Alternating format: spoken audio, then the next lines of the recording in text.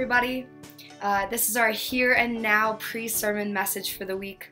I am the Director of Service, Engagement, and Fun at Bethlehem Lutheran Church, Twin Cities, and I'm so excited to be here doing this for you guys.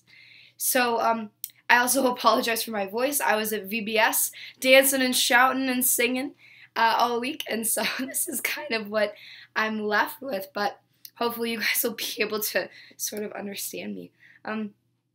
This week's message is really, really beautiful. It has to do with the Matthew 40 through 42 passage about welcome, where Jesus is essentially saying that there is a reward to welcoming other people, and that reward has to do with welcoming Jesus in the lives and in the particularities and in the diversity of the other people that we get to welcome into our midst. That is our reward. Our reward is that Jesus lives in the sacred embodied practice of welcome. And so the more that we welcome, the more that we are blessed with the presence of Christ among us.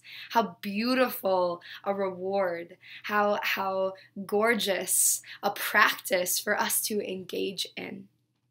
And as we do engage in this practice, I have some just thoughts and ideas that might expand your thinking or just get you reflecting on this concept of welcome and how you can be engaging in welcome as well, not just in the Bethlehem Twin Cities community, but also in your larger community, in the spaces that you're already involved in.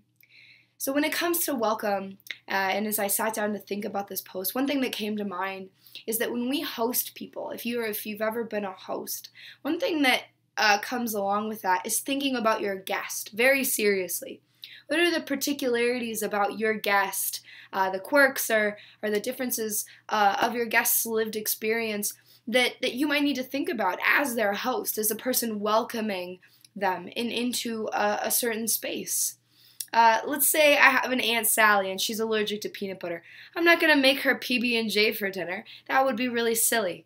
Or let's say Uncle Jeff is sleeping over, right? Like for a family reunion and has a really bad back. I'm not going to make him sleep on the floor.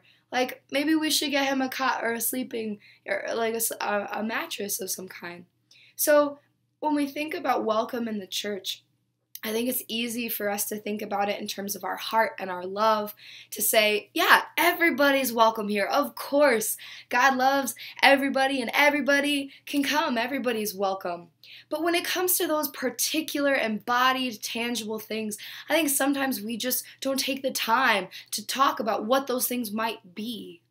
God has made us each different in our bodies, our minds, our souls, right? And how we function in our day-to-day lives, even if in our lived experiences, right? Whether it's like our food preferences or the kind of music that we like.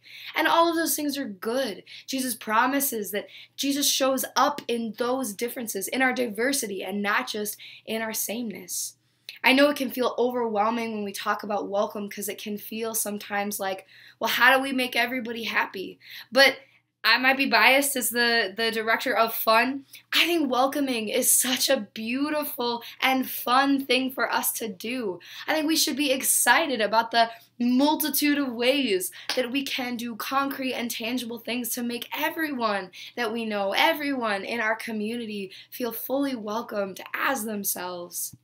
So this week, I encourage you all to think very deeply about the gifts you've been given and the things you can do with your body, your mind, your soul to help other people feel fully welcomed. And with that, I hope you guys enjoy your week.